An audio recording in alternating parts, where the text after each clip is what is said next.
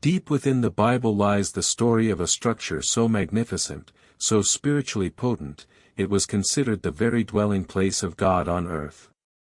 But despite its unparalleled glory, this legendary temple met a catastrophic, fiery end.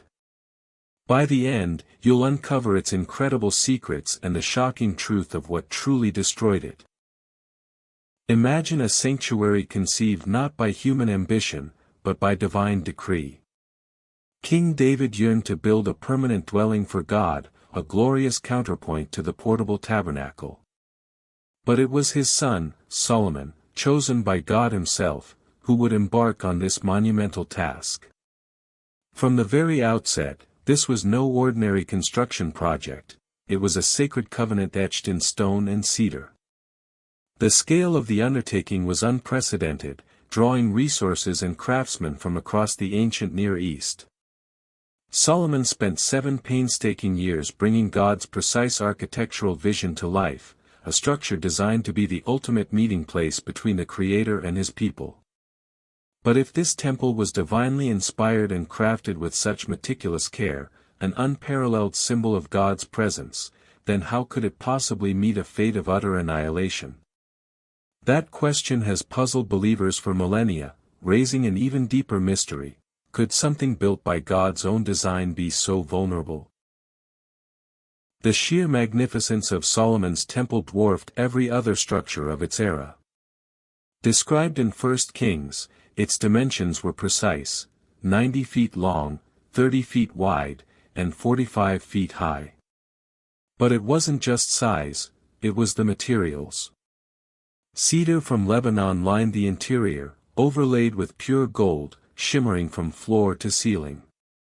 Precious stones adorned its walls, and colossal bronze pillars named Jachin and Boaz stood sentinel at its entrance. This was more than a building, it was a jewel box for the divine. Yet, for all its visible splendor, one detail of its construction remains baffling: no hammer, axe, or any tool of iron was heard in the temple while it was being built, as 1 Kings chapter 6 verse 7 states. Every stone was perfectly cut and fitted off-site, arriving ready for seamless assembly. What unimaginable secrets, then, must have been concealed within the inner sanctum of this extraordinary, silent creation, and why was it considered the holiest place on earth? At the heart of the temple, within the innermost sanctuary known as the Holy of Holies, lay the Ark of the Covenant. This golden chest, containing the tablets of the 10 Commandments, was the tangible symbol of God's covenant with Israel. It was here, above the Ark's mercy seat, that the invisible Shekinah glory of God was said to dwell, a radiant cloud that filled the temple during its dedication, forcing the priests to withdraw. Guarding this sacred space were 2 massive cherubim, carved from olive wood, overlaid with gold, each 15 feet tall with 15-foot wingspans. They filled the entire room, their wings touching both walls and meeting in the center, overshadowing the ark as described in 1 Kings chapter 6 verse 27. This wasn't merely a place of worship, it was the literal throne room of the Almighty on earth. If the very presence of God resided within its walls, an overwhelming manifestation of divine power, what force could possibly threaten such an impregnable, holy dwelling? The temple stood as a testament to God's presence, yet its future was precariously tied to the obedience of its caretakers. During its dedication, God himself warned Solomon, "If you turn away from following me, then I will cut off Israel from the land, and this house, which I have consecrated for my name, I will cast out of my sight." 1 Kings chapter 9 verse 6-7. This was a chilling prophecy. Despite his unmatched wisdom, Solomon himself, swayed by political alliances and foreign wives, began to falter.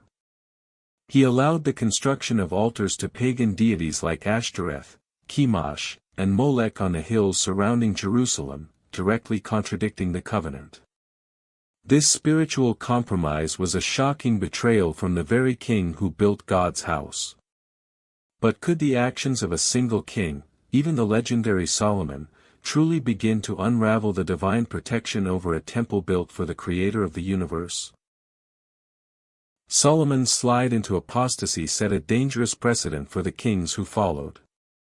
Generation after generation, many of Judah's rulers engaged in ever-worsening idolatry, desecrating the very temple intended for God's pure worship. They burned incense to other gods, practiced child sacrifice, and filled the sacred courts with cult prostitution. The depths of this defilement reached a horrifying peak with King Manasseh. He rebuilt the high places Solomon had initially introduced, set up altars for Baal, and shockingly, placed a carved Asherah pole within the temple of the Lord itself, as recorded in 2 Kings chapter 21 verse 7. Imagine, the very house of God transformed into a shrine for pagan idols. This was not just disobedience, it was open blasphemy, a direct affront to the Almighty. What, then, was God's breaking point, and what form of irreversible judgment would such persistent, brazen wickedness ultimately provoke? For centuries, prophets like Isaiah, Jeremiah, and Ezekiel tirelessly warned the people of Judah about the impending consequences of their rebellion. Their messages were clear: repent, or face an unstoppable judgment delivered by a foreign power. Yet, the warnings fell on deaf ears.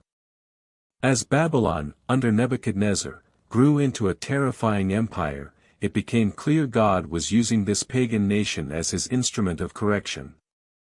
The most chilling depiction of this divine withdrawal comes from the prophet Ezekiel. In a series of visions, he witnessed the Shekinah glory of the Lord, which had once filled the temple, slowly, deliberately departing from the sanctuary, moving eastward from the city as described in Ezekiel chapter 10 verse 18 to 19. God was literally abandoning his house. If God himself, in his infinite patience, had finally forsaken his own dwelling place due to their profound sin, what earthly or heavenly power could possibly protect it from the approaching, brutal devastation? The day of reckoning finally arrived.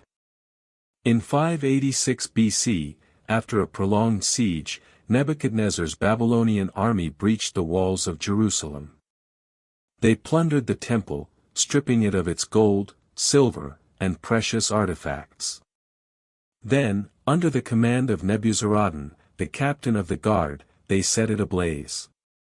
The magnificent house of God, a marvel of ancient architecture and divine presence, was utterly consumed by fire and reduced to rubble, just as God had warned Solomon centuries earlier. This wasn't merely a military conquest, it was the tragic culmination of centuries of spiritual decline, a stark reminder that even the most sacred structures are vulnerable when a people abandon their covenant with God. But the temple's destruction wasn't the end. It underscored a profound truth: God's presence is not bound by physical walls. It paved the way for a deeper understanding of worship and, ultimately, for a new covenant where God dwells not in temples made with hands, but in the hearts of his people through Jesus Christ. The legacy of Solomon's temple serves as an eternal testament to God's holiness and the enduring consequences of our choices. The tragic end of Solomon's temple reminds us, God seeks a heart of obedience, not just magnificent stone. If this profound truth strengthens your faith, subscribe for more journeys into the Bible's deepest mysteries.